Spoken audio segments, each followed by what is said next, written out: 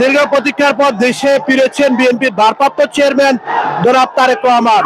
নেতাকর্মীরা সকাল থেকে অধীর আগ্রহে দাঁড়িয়েছিলেন রাজধানীর উত্তরার যেই জসীমউদ্দিন এলাকা রয়েছে, অধিক আগ্রহে দাঁড়িয়েছিলেন এক নজর দেখবেন বিএনপির ভারপ্রাপ্ত চেয়ারম্যান জনাব তারেক রহমানকে।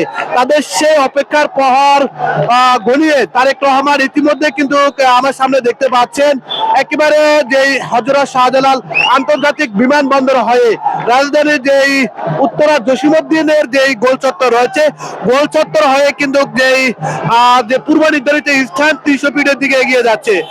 সেনাবাহিনীর যেই সরব উপস্থিতি এবং যে আইন শৃঙ্খলা বাহিনীর নিরাপত্তার চাদরের মধ্য দিয়ে কিন্তু তারেক রহমান যাচ্ছেন রাজধানীর যে ৩০০ ফিট এর যে গণসংবর্ধনার যেই মঞ্চ রয়েছে, গণসংবর্ধনার দিকে এগিয়ে যাচ্ছে। নেতা কর্মীদের যে ভিড় সেটি কিন্তু লক্ষ্য করা যাচ্ছে। দেখতে পাচ্ছেন যে পুলিশের যে চেনের মাধ্যমে কিন্তু তারেক রহমানকে নিয়ে যাওয়া হচ্ছে। একেবারে কিন্তু তার পেছনে কিন্তু লক্ষ লক্ষ মানুষ কিন্তু ইতিমধ্যে কিন্তু রাজধানীর উত্তরায় কিন্তু রয়েছে। মানুষের যে ভিড় সেটি কিন্তু আমরা লক্ষ্য করছি।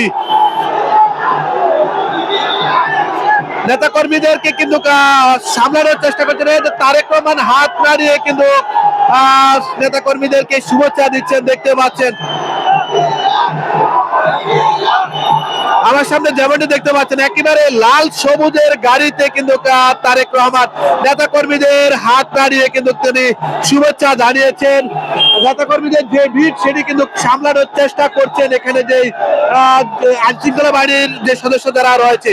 একেবারে ধানের শীষের যেই গ্রাফিতি এবং লাল সবুজের পতাকা যুক্ত গাড়ি করে কিন্তু তারেক রহমান ইতিমধ্যে কিন্তু রওনা হচ্ছেন তার যে পূর্ব নির্ধারিত মঞ্চ রয়েছে ৩০০ ফিটের, সেই ৩০০ ফিটের মঞ্চে কিন্তু তিনি রওনা হচ্ছেন।